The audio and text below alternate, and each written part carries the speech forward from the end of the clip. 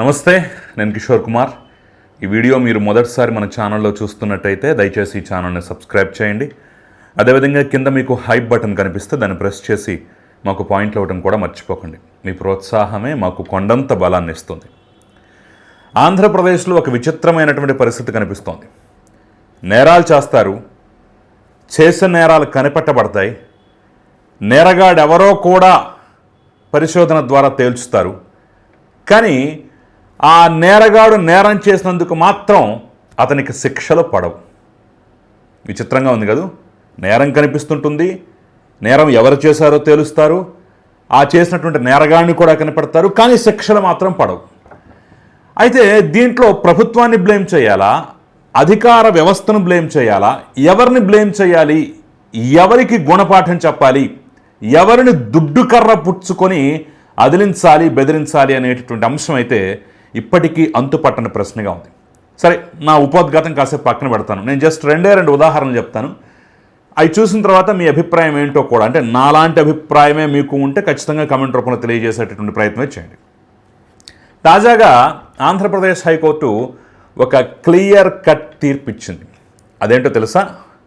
పేర్ని నాని, ఆయన కొడుకు Perni kit 2024 election సందర్భంగా పంచినటువంటి నకిలీ ఇళ్ల పట్టాలు ఏవైతే ఉన్నాయో వాటిని అర్జెంటుగా రద్దు చేయాలి, దానికి తోడ్పడ్డటువంటి వ్యవస్థ మీద, అధికార యంత్రాంగం మీద చర్యలు తీసుకోవాలని చెప్పేసి క్లియర్ కట్గా ఒక తీర్పు అయితే ఇచ్చింది.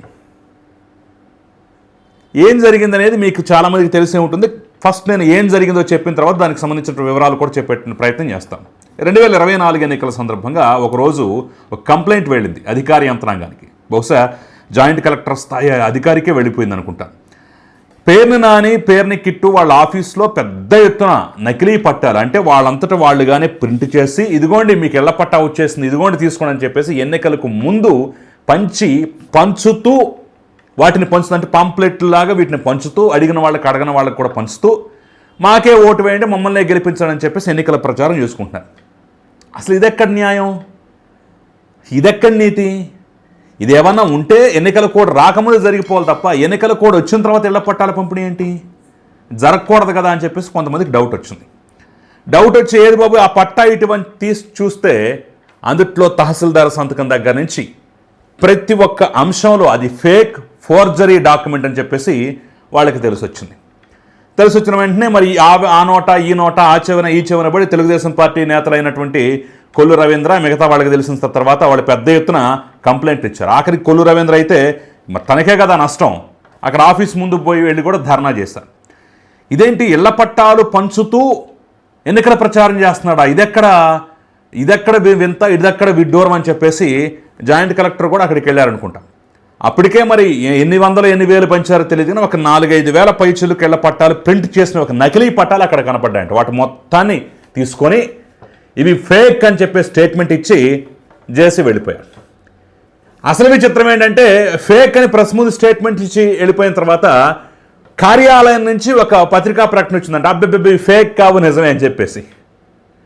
సరే, అలా అయినా ఫేక్ కావు నిజమైనా కానీ ఎలక్షన్ కోడ్ వచ్చిన తర్వాత చేయకూడదు కదా అని చెప్పేసి అందరూ భావించారు. ఈలోగా ఆ తహసీల్దార్ ఎవరైతే ఉన్నారో, బాబు ఇది నేను ఇరుక్కుంటా అని చెప్పేసి భయపడ్డాడు. ఏంటో నాది కాదు సంతకం ఫోర్జరీ చేశారని చెప్పేసి అతను కూడా గొడవ చేశాడు. ఫైనల్గా అయితే అప్పుడు పంపకం అయితే ఆగిపోయింది. ఆ తర్వాత ఈ అంశం మీద హైకోర్టుకు వెళ్ళారు, కేసు వేశారు, కేసు సాగింది. తాజాగా ఏంటంటే అవన్నీ ఫేక్ పట్టాలు, వాటిని రద్దు చేయండి అని చెప్పేసి కోర్టు కూడా తీర్పిచ్చింది. ఇక్కడ నా కంప్లైంట్ ఏంటంటే, ఇక్కడ నాకు వచ్చినటువంటి సందేహం ఏంటంటే, సరే పట్టాలు అలాగూ రద్దు చేస్తారు, ఫేక్ అన్న సంగతి అప్పుడే తేలింది, ఇప్పుడు కొత్తగా తేలేదేముంది, అవన్నీ ఓకే.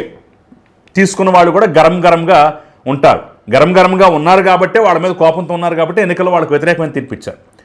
మరి ఫేక్ పట్టాలు రద్దు చేస్తారు ఓకే, మరి పంచిన వాళ్ళని అరెస్ట్ చేయమనో, పంచిన వాళ్ళని తీసుకెళ్ళి జైల్లో పెట్టమనో, చెప్పకూడదు వినిపించమనో మరి న్యాయస్థానాలు ఎందుకు ఆదేశించలేదో నాకైతే తెలియదు. ఒకవేళ అధికార యంత్రాంగం అయినా సరే అవి ఫేక్ పట్టాలని చెప్పేసి తేలిన తర్వాత వాటిని హైకోర్టే రద్దు చేయమన్న తర్వాత మరి పంచినటువంటి ఈ నకిలీ గాళ్ళని ఎందుకు జైల్లో తోయరు, ఎందుకు కేసు పెట్టరు? అర్థం కావట్లేదు. ఇంకా సింపుల్గా అర్థమయ్యేలాగా ఇంకో ఉదాహరణ చెప్తాను. ఇప్పుడు నేనే ఉన్నాను, నకిలీ నోట్లు ప్రింట్ చేశాను, అంటే నకిలీ కరెన్సీ ప్రింట్ చేశాను, నలుగురికి పంచి సొమ్ము చేసుకున్నా అనుకుందాం. ఆ విషయం బయటపడిన తర్వాత నోట్లు రద్దు చేసి, అది నకిలీ నోట్లు, వాటన్నిటిని రద్దు చేయండి అని చెప్పేస్తే సరిపోద్దా? ప్రింట్ చేశాను నన్ను తీసుకెళ్ళి జైల్లో పెట్టాలా? రెండూ చేయాలి కదా. అవి నకిలీవని తేల్చి వాటిని తీసుకెళ్ళి చించి చెత్త కుప్పలో వేయాలి. దాంతోపాటుగా ప్రింట్ చేసి పంచినటువంటి నాలాంటి వాడిని కూడా తీసుకెళ్ళి జైల్లో పెట్టాలి. కేవలం ఆ నోట్లు నకిలీవని చెప్పేసి రద్దు చేసి చించేస్తే సరిపోద్దా? మరి ప్రింట్ చేసిన వాడిని జైల్లో పెట్టరా? ఇది కూడా అంతే కదా, సేమ్. నకిలీ ఇళ్ల పట్టాలు ముద్రించి నకిలీ ఇళ్ల పట్టాలు పంచినటువంటి వ్యక్తుల్ని ఎందుకు మీరు జైల్లో పెట్టరు? పట్టాలు రద్దు చేశారు, ఓకే, వాళ్ళని ఎందుకు జైల్లో పెట్టరు? ఇది నాకు విచిత్రంగా తోచింది.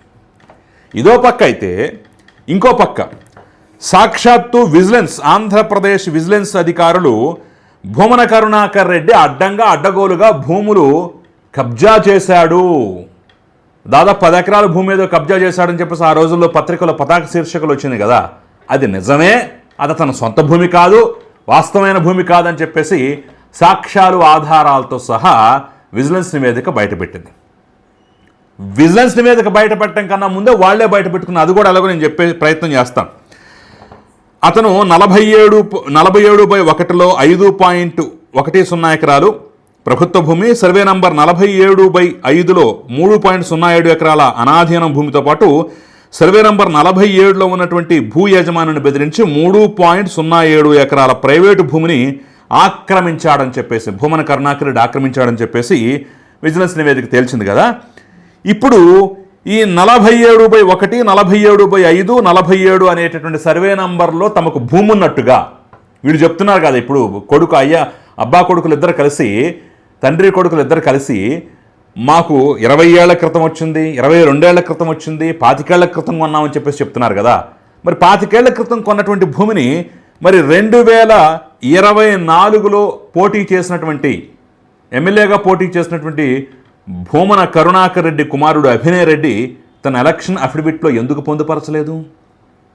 ఆస్తులు ప్రతి ఒక్కదాన్ని పొందుపరచాలి కదా, ఎందుకు పొందుపరచలేదు?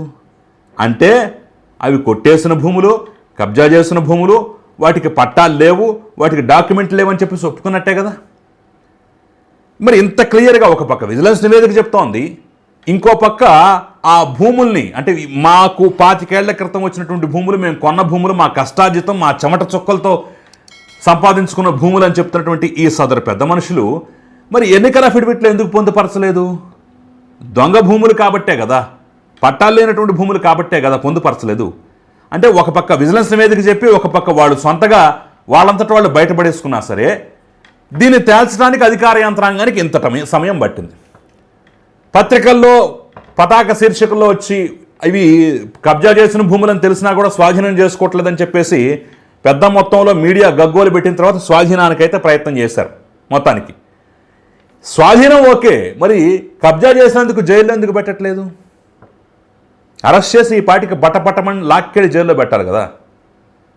ఇప్పుడు కోర్టులు కూడా విజిలెన్స్ నివేదిక వంటివి ఇచ్చిన తర్వాత కోర్టులు కూడా కబ్జా భూములు అని చెప్పేసి తేలుస్తాయి కదా. మరి అలాంటప్పుడు మీరు ఎందుకు అరెస్ట్ చేసి లోపల పెట్టలేదు? ఓకే, కబ్జానే, మరి కబ్జా చేసినటువంటి దాన్ని స్వాధీనం చేసుకున్నారు, ఓకే సంతోషం. కబ్జా చేసిన వ్యక్తిని జైల్లో ఎందుకు పెట్టట్లేదు? ఇది కూడా ఒక విచిత్రమైనటువంటి అంశం. అక్కడ నకిలీ పట్టాలు పంపిణీ చేస్తే నకిలీ పట్టాలు రద్దు చేస్తారు తప్ప అక్కడ వాళ్ళని జైల్లో పెట్టరు. ఇక్కడ భూములు ఆక్రమిస్తే ఆక్రమించిన భూములు స్వాధీనం చేసుకుంటారు తప్ప ఆక్రమించిన వాడిని జైల్లో పెట్టరు. మరి ఇదేం వ్యవహారం? అంటే దీంట్లో ప్రభుత్వాన్ని బ్లేమ్ చేయాలా, లేకపోతే అధికార వ్యవస్థని, యంత్రాంగాన్ని బ్లేమ్ చేయాలా? దుడ్డు కర్ర పట్టుకొని ఎవరిని అదిలించాలి, ఎవరిని సెటరైట్ చేయాలి, ఎవరిని దారిలో పెట్టాలనేది అర్థం కానటువంటి ప్రశ్న. మరి ఈ ప్రశ్నకు మీకైనా సమాధానం తెలిస్తే, మీకైనా అర్థమైతే, తప్పు చేసిన వ్యక్తి తప్పును సరిదిద్దుతున్నారు తప్ప తప్పు చేసిన ఎందుకు జైల్లో పెట్టట్లేదు అనేటటువంటి ప్రశ్నకు మీకు ఏమైనా ఆన్సర్ తెలిస్తే నా కింద కామెంట్ రూపంలో తెలియజేసే ప్రయత్నం చేయండి. Thank you very much.